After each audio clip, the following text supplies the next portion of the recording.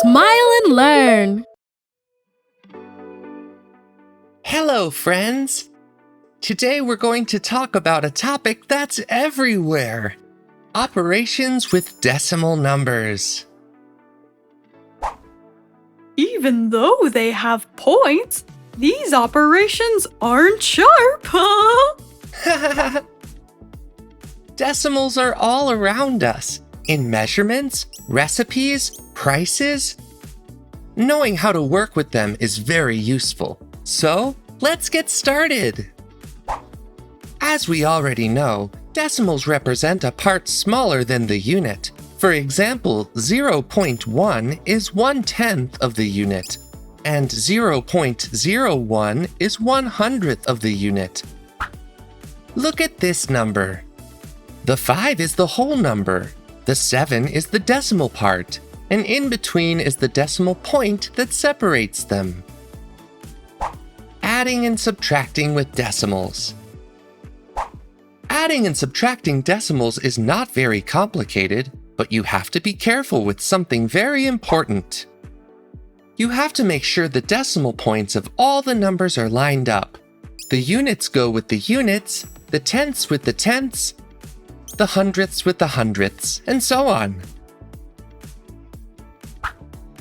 By doing this, we respect the place value of each digit.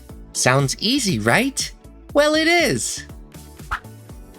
If one number has fewer decimal places than the one we're adding it to, we can add zeros at the end to make it easier to solve the problem. To add 3.15 plus 2.4, we can add a 0 after the 4, so that we add 3.15 plus 2.40. Let's do it! 5 plus 0 is 5. 4 plus 1 is 5. Great! Let's write it down. Now we come to the decimal point, but we already know that we continue the problem as if it weren't there, and add it at the end. 3 plus 2 gives us 5. Perfect! We add the decimal point and the result is 5.55.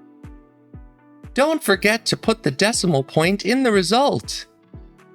Let's look at an example of subtraction. It looks more complicated, right?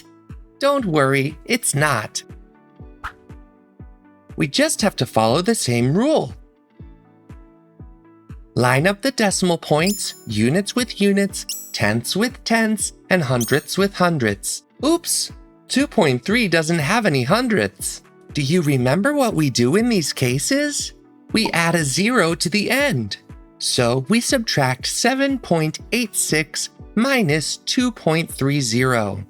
If we subtract 0 from 6, we are left with 6, right? Great! Let's continue.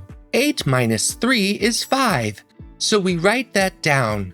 Now we come to the decimal point, but as we said, we continue working and add it at the end. 7 minus 2 is 5, so the result of our subtraction is 556. But be careful, we still need to add the decimal point to the result.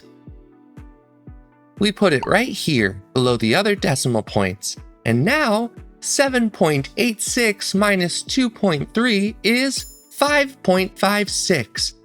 Perfect, friends!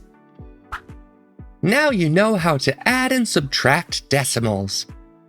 Remember, the secret is to place the decimal point correctly in every problem.